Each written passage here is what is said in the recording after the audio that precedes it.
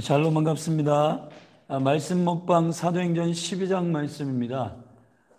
이제 사도행전에 실질적으로 이제 선교적인 교회가 11장 후반에서 안디옥 교회가 출생하였고 이제 그 바나바와 사울을 중심으로 바울을 중심으로 이제 선교적인 교회가 세팅됐습니다. 갑자기 이제 헤롯의 사건이 등장합니다. 이제 복음이 왕성하게 풍성하게 부흥할 때 원수들은 더 극심한 고난으로 또 핍박으로 역사하는 것 같습니다. 그래서 12장은 우리가 헤롯의 이 사도 야고보를 죽이는 것, 순교시키는 것과 또 베드로 다바세 이제 죽이려고 했는데 무교절이라 죽이지 못하고 이제 이 헤롯이 결국은 그 일정 가운데 12장에서 백성들 앞에서 이제 연설을 효요한다고 그러는데 연설을 하다가 자기가 하나님인 줄 알고 착각하여 하나님의 영광을 중간에 인터셉트 하다가 그 자리에서 충이 먹는 사건이 12장에서 벌어집니다. 오늘 그 사건을 통해서 함께 묵상하면서 오늘 이제 복음의 그 선교적인 교회에 안디옥 교회가 출현하며 그리고 극심한 핍박이 있었으나 교회가 이것을 기도와 또 그 지혜로 넘기고 또 하나님께서 개입하심으로 말미암아 헤롯을 처리하시고 또 교회를 보호하셔서 이제 급기어 13장으로 넘어가 이제 바울이 이방을 향하여 이제 그릇으로서 복음을 들고 본격적으로 이제 선교의 여정이 시작되는 안디옥 교회 시대가 열립니다. 12장에서 우리가 몇 가지 이제 교회가 복음을 왕성하게 선포하고 부흥할 때 영적인 되게 중요한 예민한 감각들에 대해서 좀 살펴보려고 합니다. 영적인 감각들, 이 부분에 대해서 좀 함께 살피려고 합니다. 첫째, 1절부터 11절까지 말씀을 좀 쳤달라고 그 원수의 공격에 대해서 어떻게 우리는 영적인 감각으로 깨어 있어야 하는가? 어떤 영적인 감각으로 원수들을 대적해야 하는가?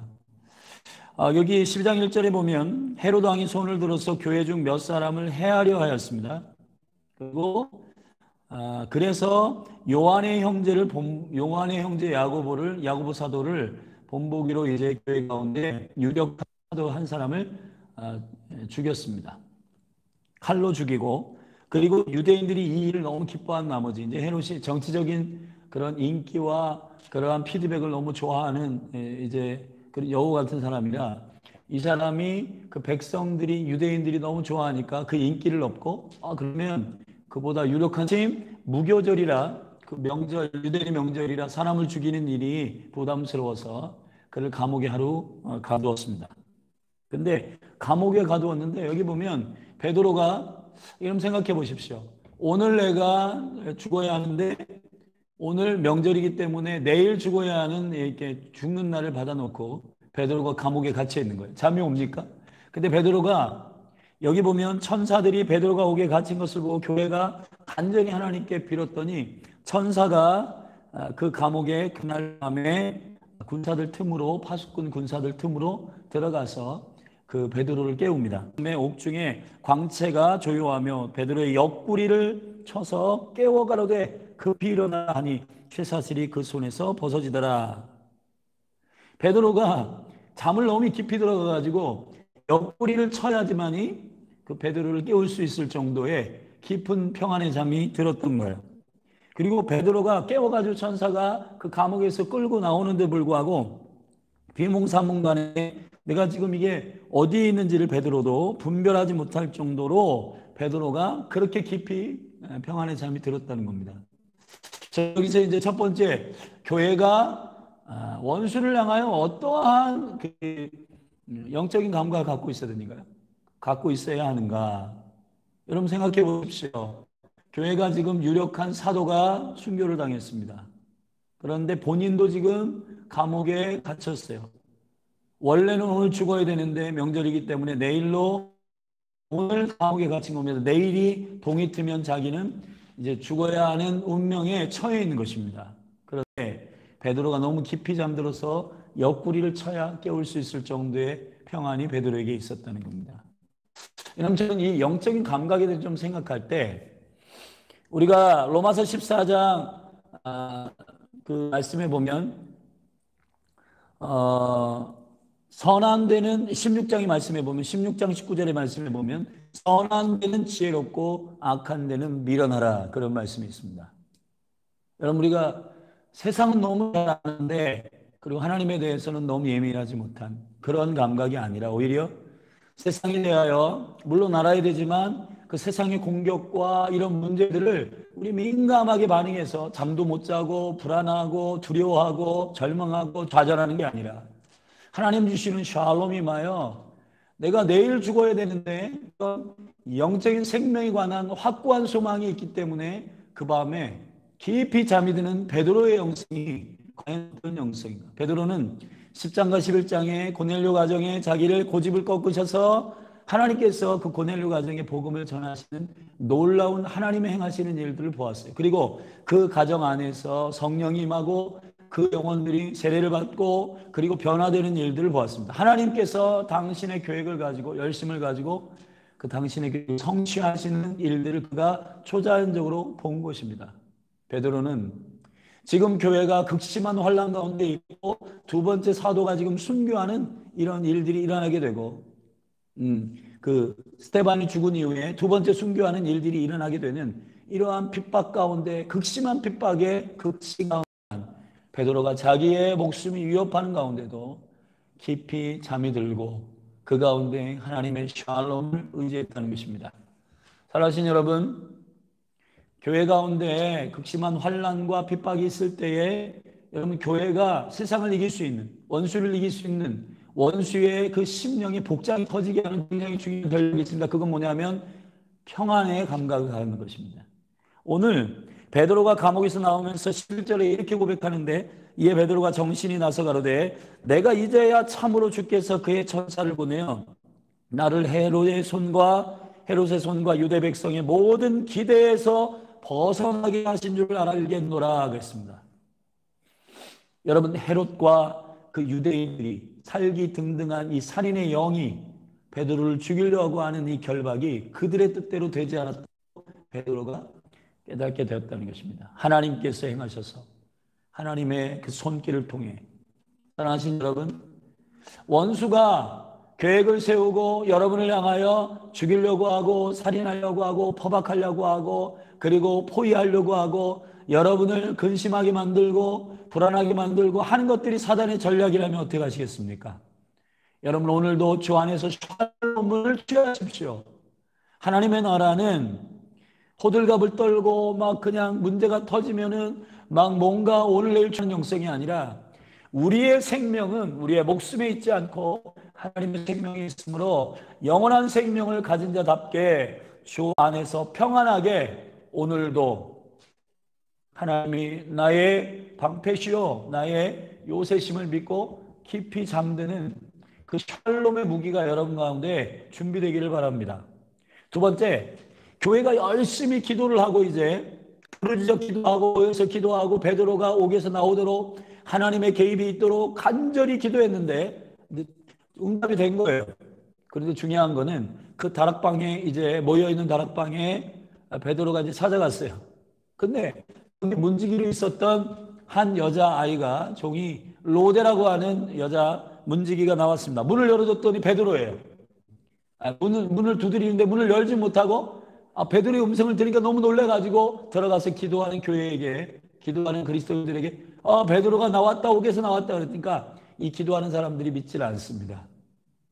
여러분 저는 두 번째 오늘 이 12절부터 19절까지의 이 파수꾼의 영성 감각에 대해서 조금 함께 묵상해 봤어요.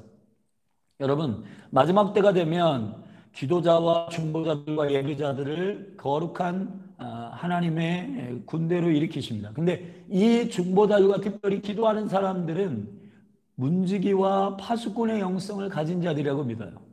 로데라고 하는 이 여자 어린아이가 계집아이가 이 문을 열러 갑니다.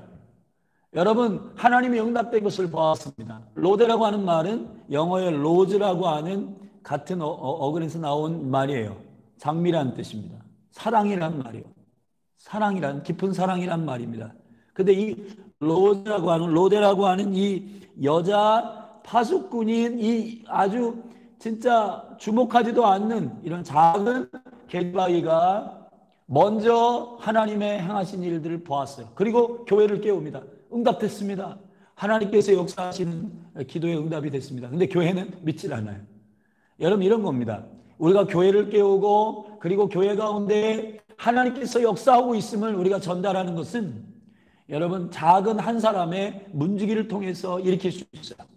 마태복음 25장에 보면 밤에 이 10명의 신부들이 있었는데 10명의 그 신부들이 반반씩 5명 슬기로운 처녀와 그리고 어리석은 처녀가 있었는데 이 10명의 모든 처녀를 깨우는 밤에 신랑이 오신다라고 하는 소리가 있었죠. 그렇듯 그 사람이 누군지를 모르지만 무명의 얼굴이 없지만 그러나 하찮은 작은 여종이 지금 이 교회를 당신들이 기도한 대로 주님 응답하셨다라고 보고합니다.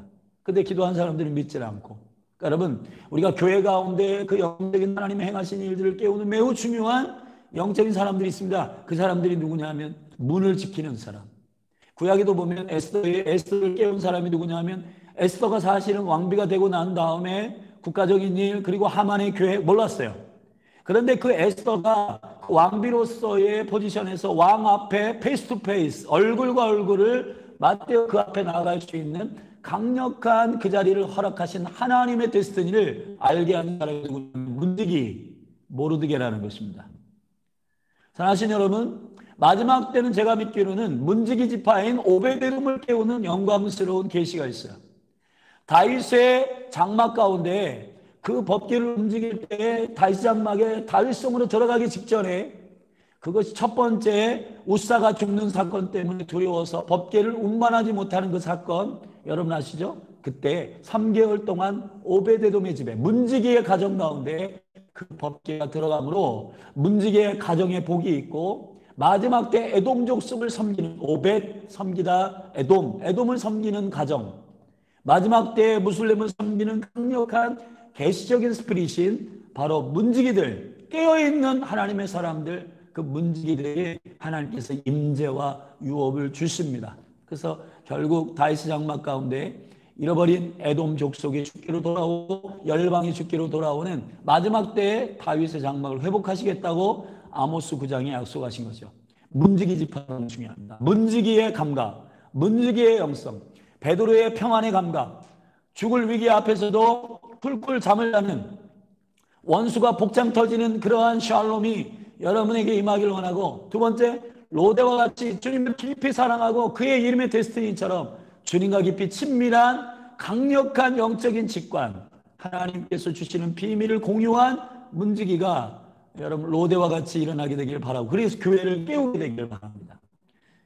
세 번째 저는 20절부터 23절까지 이 헤롯에 대한 얘기가 나와요. 헤롯이 두로와 시돈 사람들이 찾아와서 그의 침소 맡은 신하 블라스도를 친하여 화목하기를 청하고 근데 사실 헤롯은 두로와 시돈이 이방 땅이었기 때문에 별로 좋아하지는 않았어요. 그런데 그들이 왕국에서 나오는 식물들을 먹고 그리고 했기 때문에 그들이 찾아와서 헤롯이 나를 택하여 그들이 찾아온 그때에 뜰로 나가서 이제 연설을 하기 시작했습니다. 많은 백성들이 거기에 모였겠죠. 근데 거기서 헤롯이 자기를 어떤 의도를 가지고 목적을 가지고 와서 좋은 피드백을 갖고 있는 사람들이 거기에 모여 있는 겁니다. 두로와 시돈 사람들은 사실 왕궁에 나는 식물을 위해서 그 신하 침소 맡은 신하 블라스도를 향하여 이렇게 화친을 청하고 그 식물을 얻어내기 위해서 헤롯에게 온 거예요. 헤롯이 실제로 좋아해서 온 게 아닙니다. 근데 헤롯이 연설하면서 그 사람들이 반응이 막 여러와 같이 피드백이 좋으니까 자기가 뭔가 대단한 신이 된 것처럼 신의 소리요 사람의 소리는 아니다. 백성들이 막 열광을 하니까 정말 자기가 하나님 된 것처럼 마음에 막 하나님의 자리를 차지하고 하나님의 영광을 인터셉트 합니다.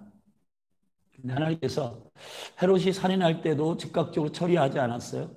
헤롯이 너무 여우같이 괴계를 부리고 미워하고 그리고 정치적으로 유대인들의 그 기뻐하는 그것을 선동하고 하는 것들 이런 많은 죄악이 있는데 그리고 여기 심지어는 베드로가 감옥에서 나가서 거기에 파수꾼들을 신문한 이후에 다 죽여버렸습니다. 그렇게 폭군적인 사람이에요. 근데 즉각적으로 죽이지 않았어요. 근데요, 여러분, 우리가 죄에 대한 영적 감각들을 조금 더 민감하게 하나님 앞에 가질 건데 뭐냐면, 하나님은 하나님의 영광을 도적맞는 것을 가장 싫어한다는 것입니다.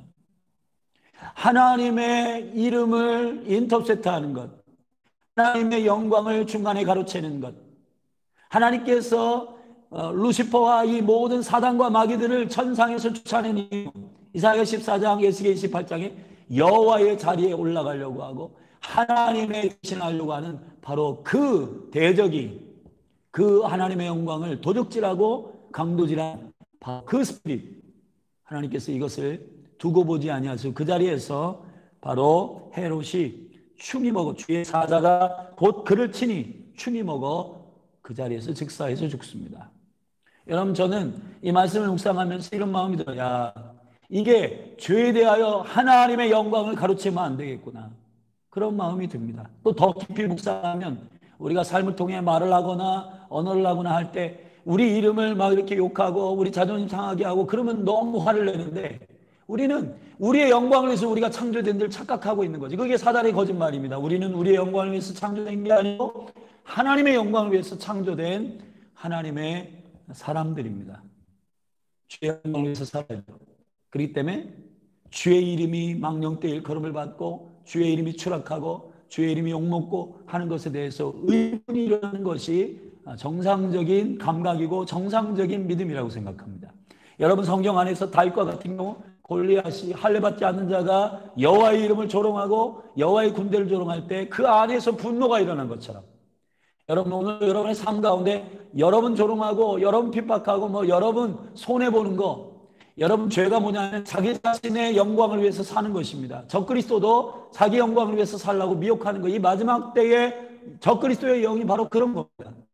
여러분, 그래서 적그리스도의 영을 이길 수 있는 비결은 오직 왕이신 주님을 인정하고 주님만 죄에 대한 감각이라고 생각해요. 여러분, 저와 여러분이 죄에 대해서 민감하게 반응할 수 있는 매우 중요한 세 번째 감각은 하나님의 영광을 가로채지 않는 그 영성이 여러분 가운데 있게 되기를 예수님의 이름으로 축원합니다. 네 번째는 여기 한 줄로 24절에 이렇게 돼 있어요. 하나님의 말씀은 흥황하여 더하더라 했습니다. 흥황한다는 말이 아욱사노라는 말이에요. 마가복음 4장 8절에 보면 생명이 잘 심겨져서 저절로 자란다라고 하는 표현에 성장한다라고 하는 말입니다. 생명이 있기 때문에 자라는 것입니다. 말씀은 생명의 씨앗입니다. 말씀은 생명이 있어서 자랍니다. 하나님의 나라는 우리가 자리에서 자라는 게 아니라 하나님의 나라, 그 말씀의 생명이 자라게 하는 것이고, 우리가 그 말씀을 믿을 때 우리 안에 믿음의 충만한 은총들과 열매가 나타나는 것입니다. 부흥은 말씀을 통해서 일어납니다. 이게 말씀이 흥황하여 많은 믿는 사람들이 더하여지고 말씀이 흥하여 더하여지더라 라고 했습니다. 교회는 말씀이 끌어갑니다. 교회는 사람의 이기적인 힘이 아닙니다. 주님의 살아계신 말씀, 주님의 살아계신 생명의 말씀이, 살아가는 능력 있는 말씀이 우리를 살게 합니다.